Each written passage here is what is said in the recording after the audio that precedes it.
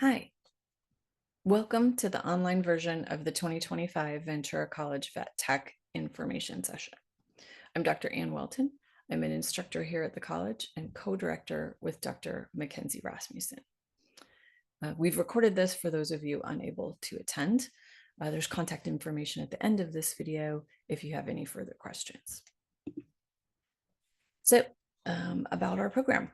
The program is designed with the goal to prepare students to be an RVT or a registered veterinary technician at the completion.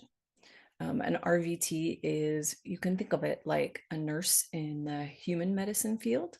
So really, veterinarians, I could not operate without my veterinary technicians around me, basically for everything. So we are an AVMA accredited program, which means we meet some fairly high rigorous standards for schooling for RVTs. Our first year graduates, so once you complete the first year of the program, you'd receive a certificate of achievement in veterinary assistance.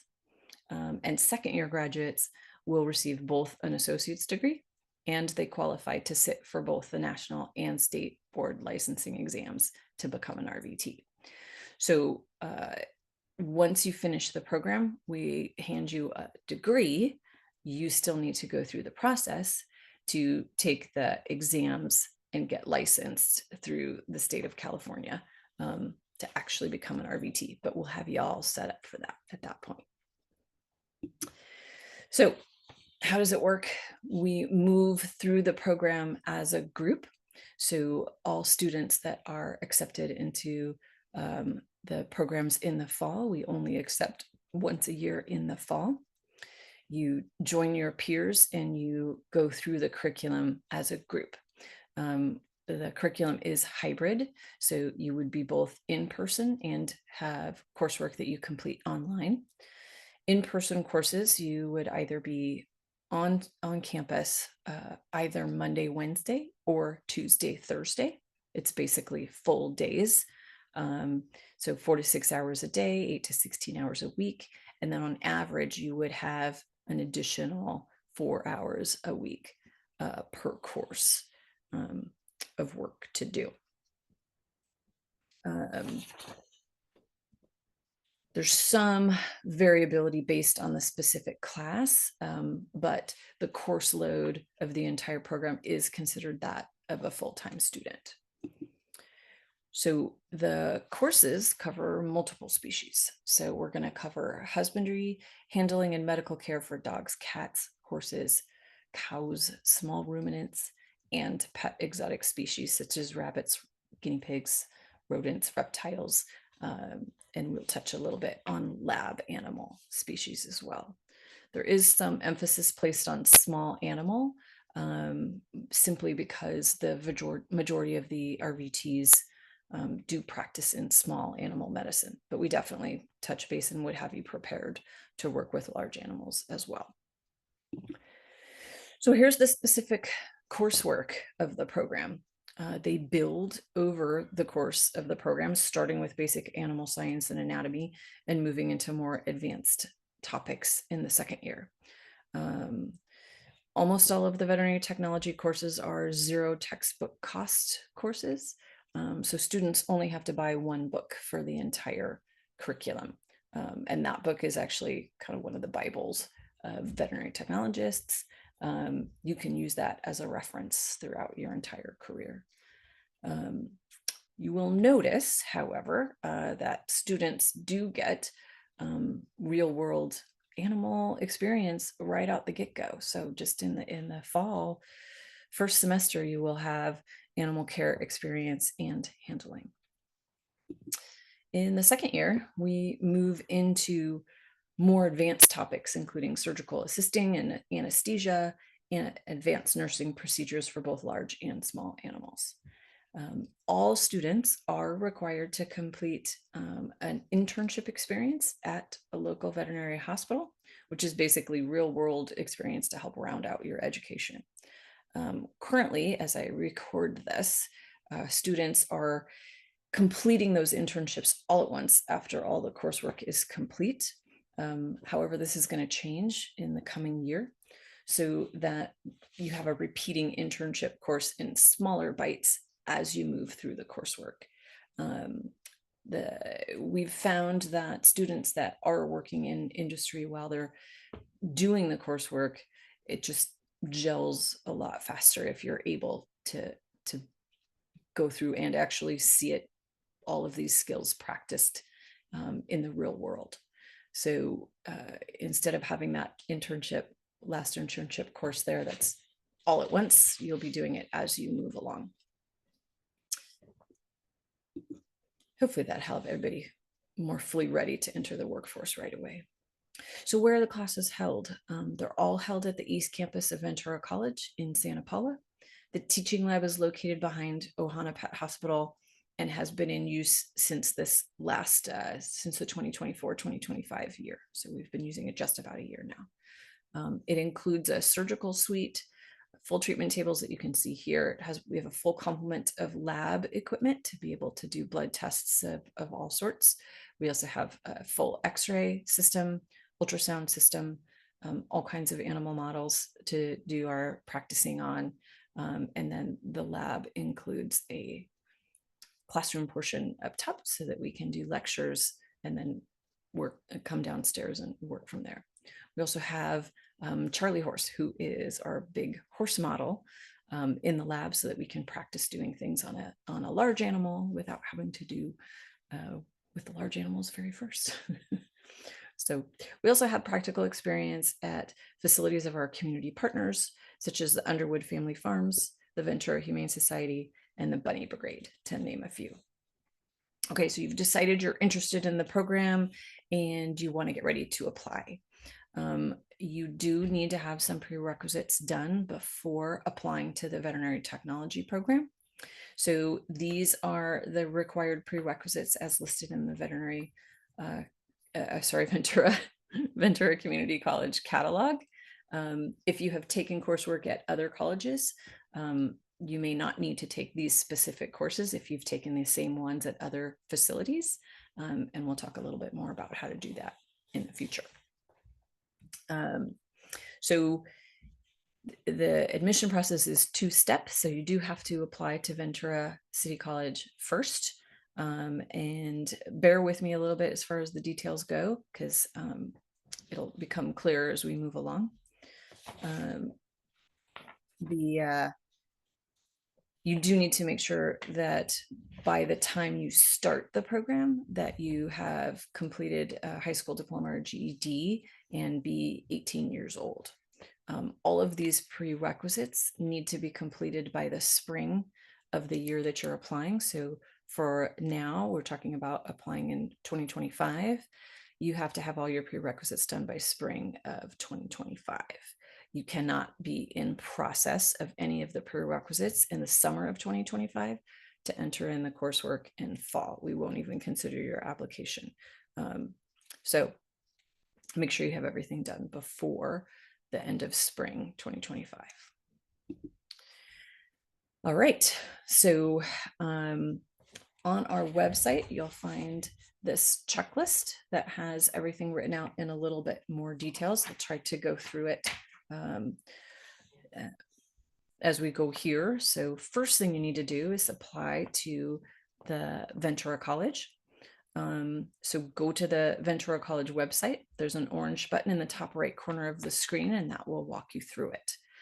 After you submit your application, you'll receive an email confirming your application has been received, but then you will get a second email later on that will confirm your acceptance.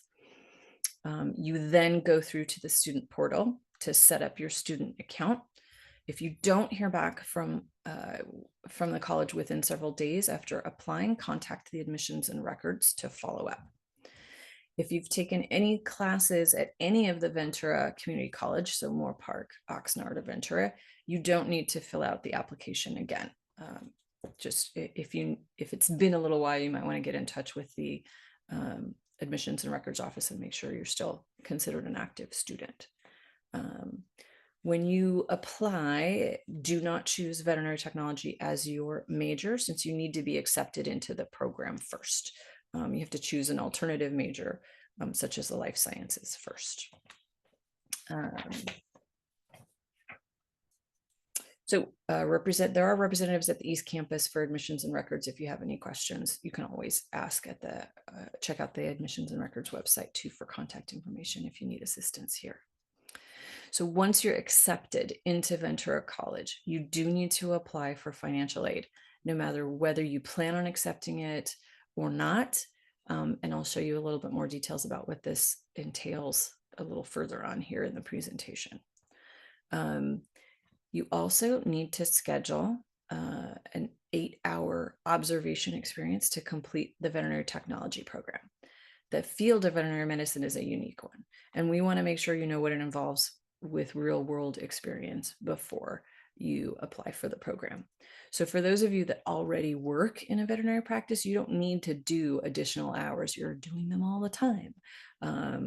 Since you've already seen real world experiences, you'll find an observation form for your management team to complete and submit with your application in the application section of the website.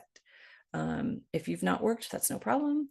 All of the local, or many of the local practices in Ventura are well aware of our program and have had many other observers as well at their practice. So in the application, there is not only just the observation form, but there is also a letter that is a template that you can use when approaching veterinary practices to ask for observation experiences.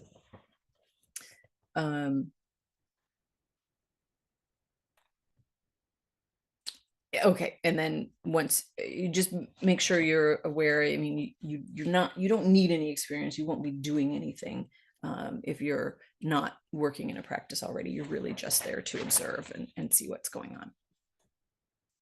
Okay, so now the technology application, so the second application, that deadline is April 1st, 2025 at 10 a.m. It will definitely be considered late if it is turned in at 11. So make sure you turn it in at 10 a.m. There's the website link there for the Veterinary Technology Program specific application. You also need to make sure that if you have completed any of the prerequisites elsewhere, that you send for your transcripts and have them sent to Ventura College.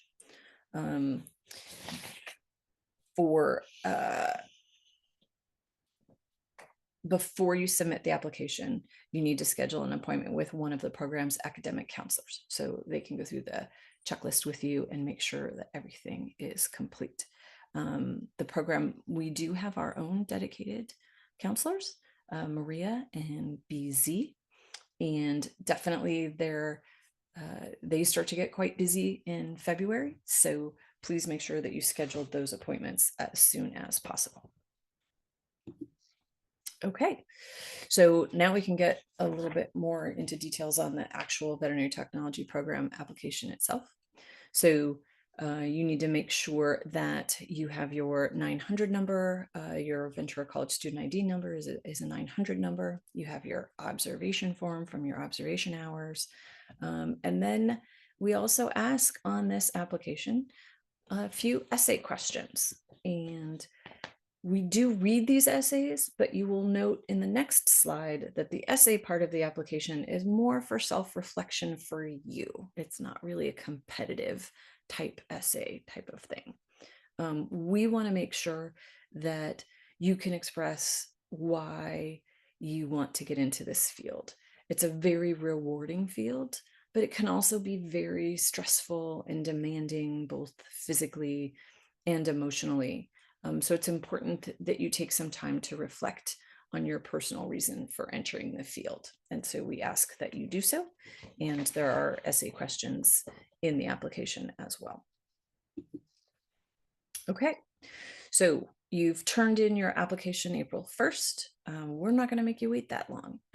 Our decisions are announced on April 8th. And here's why I don't want you to stress too much about the essay. And that's because the admission is based on a lottery system. So it's taken only from applicants who meet all the education requirements and complete all the pre-enrollment steps. We literally take all of those applicants and put them names in a bucket and start drawing them out. Meeting all requirements does not guarantee acceptance into the program because we have space limitations. So each cohort is limited to 24 students.